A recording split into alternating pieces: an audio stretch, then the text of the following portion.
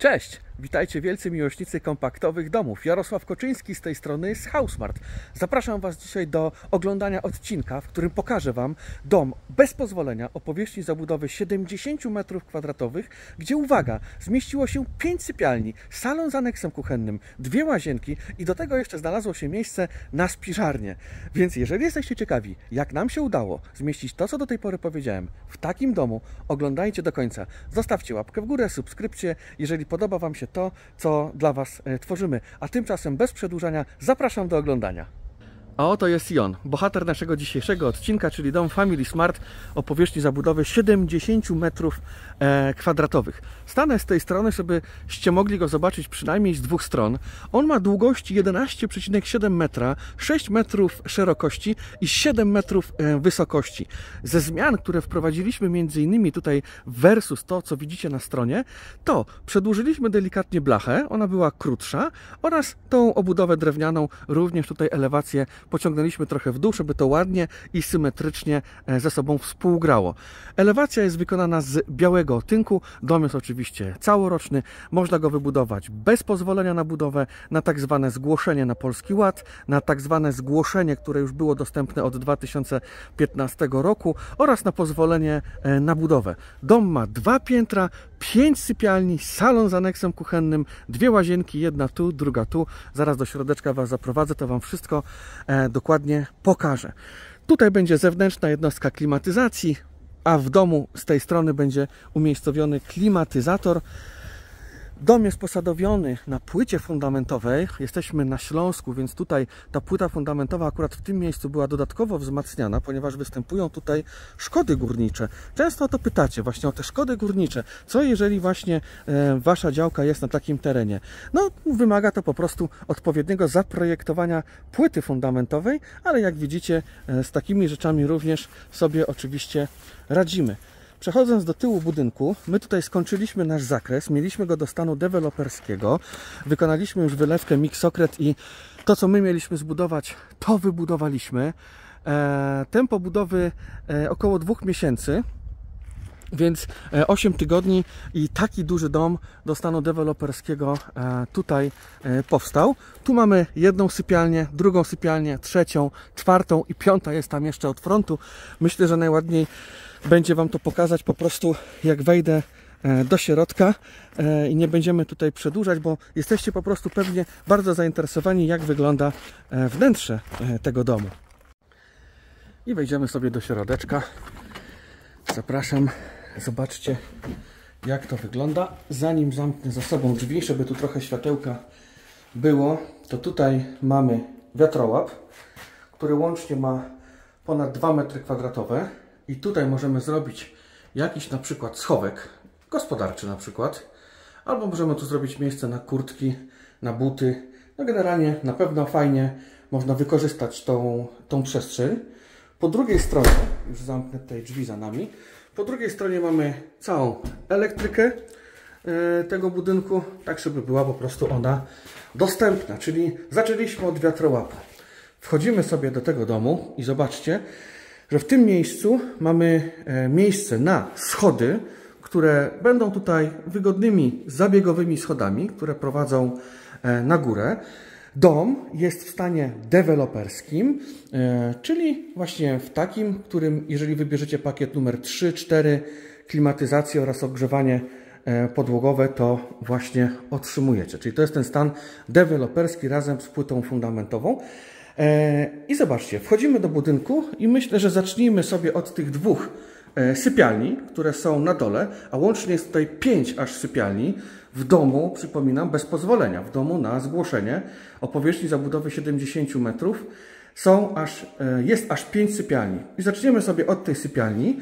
Ona ma blisko 8 m2 i zobaczcie, że ta sypialnia może spokojnie posłużyć jako na przykład pokój dla dziecka. Jest w tej sypialni ogromne okno, ogromne po prostu jest to okno. Ta część jest otwieralna i uchylna. Proszę bardzo. Natomiast ta część jest fiksem, ale to okno jest w zasadzie na całą ścianę.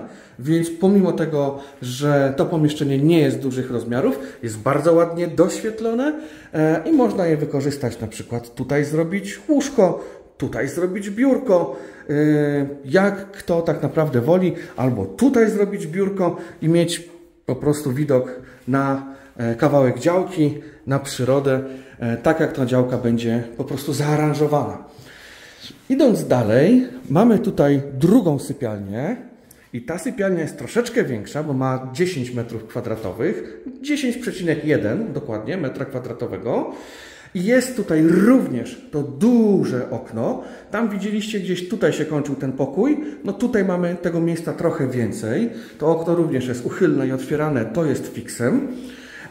I razem 10,1 plus 7,8 to mamy ponad 17 m2 powierzchni, blisko 18 metrów powierzchni do wykorzystania jako dwa pomieszczenia, a możemy tą ścianę zlikwidować pomiędzy tymi pomieszczeniami, dzięki czemu połączą nam się te pomieszczenia i jeszcze dojdzie nam jakiś metr kwadratowy, który zajmuje ta ściana.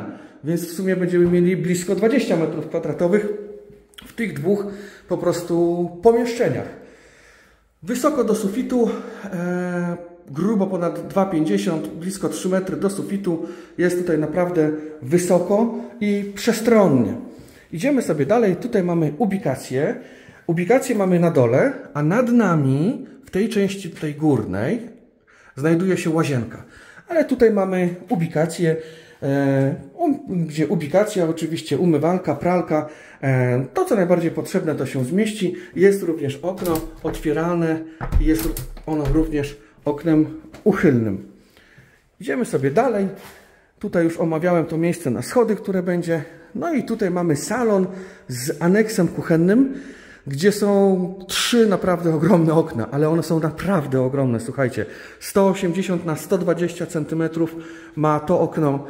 Tutaj mamy okno, z którego możemy wyjść na zewnątrz budynku i tutaj również mamy to duże okno, więc jeżeli jesteśmy w tym pomieszczeniu, to tak naprawdę mamy widok na 3 strony świata przez 3 bardzo duże po prostu przeszklenia i tutaj mamy to trzecie. To okno jest oknem uchylnym, ale jest również w takim systemie odstawno-przesuwnym, więc można sobie to okno po prostu przesunąć, odstawić i tak jak to komu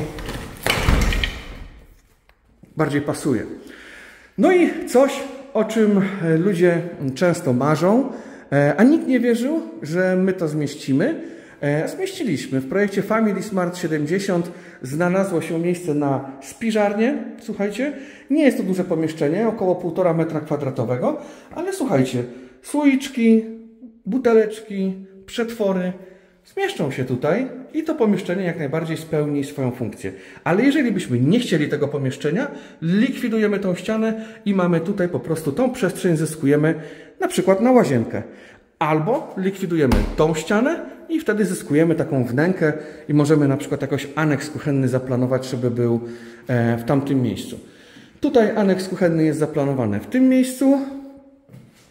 Tutaj miejsce na telewizor. Tutaj pewnie na środku kanapa. Jakieś dodatkowe meble do przechowywania. No i tutaj będzie jednostka klimatyzacji, która będzie grzała i chłodziła. Również w planach jest ogrzewanie podłogowe. Klimatyzacja, uważam, że w dzisiejszych czasach jest to standard.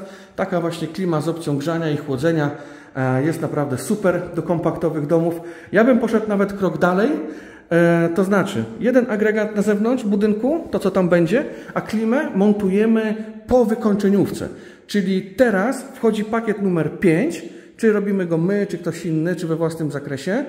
Ogarnia wszystko, gruntowanie, szpachlowanie, malowanie podłogi, meble w łazience i tak dalej. I jak już jest to wszystko skończone, to wtedy wieszamy jednostkę klimatyzacji, żeby ona nam się w trakcie tych prac wykończeniowych po prostu nie zabrudziła, nie zatkała i żeby po prostu działała w 100%. Więc po prostu na montaż klimatyzacji przyjeżdżamy zawsze już po tych pracach wykończeniowych.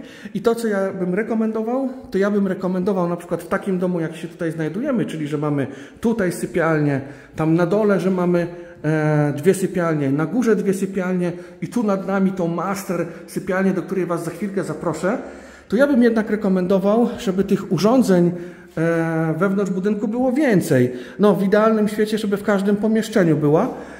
Tak byłoby w idealnym świecie, ale tu oczywiście decyduje również budżet i chęci po prostu danego inwestora. Słuchajcie, bez przedłużenia, co? Idziemy na górę. I szczęśliwie jestem na górze. Wszedłem po tej drabinie i znajduję się na drugim piętrze domu bez pozwolenia na budowę. Możecie taki dom zbudować na zgłoszenie. I od czego zaczniemy? Podobnie jak na dole, zacznijmy od tych dwóch sypialni, które mamy w tej części budynku. One są identycznych wymiarów jak te na dole. Czyli przypomnę, ta sypialnia ma 7,8 m² powierzchni i w tej sypialni znajdziemy takie duże okno, które tutaj nam doświetla, a tutaj to mniejsze okno jest w takiej wersji, że może być uchylne i wtedy zobaczcie, mamy ten pokoik dodatkowo wentylowany. Wysoka ściana kolonkowa przekłada się na to, że można podejść naprawdę bardzo blisko ściany na zgiętym łokciu, więc jakby ta przestrzeń jest w pełni wykorzystana. Ale chodźmy teraz do tej drugiej sypialni, która jest tutaj na piętrze. O, ona znajduje się w tym miejscu i ona jest większa, ta sypialnia, aniżeli ta pierwsza, bo ta, podobnie jak na dole, ma 10,1 m² i tutaj jest dokładnie tak samo jak w sypialni obok. To znaczy, że mamy takie duże okno, z czego to jest fiksem, a to okno może być oknem uchylnym, przez co mamy tutaj dzisiaj gorący dzień, a wentyluje nam się to pomieszczenie i jest bardzo przyjemnie. Również tak samo wysoka ściana kolonkowa powoduje, że ten pokoik jest bardzo ustawny i można wykorzystać całą jego przestrzeń.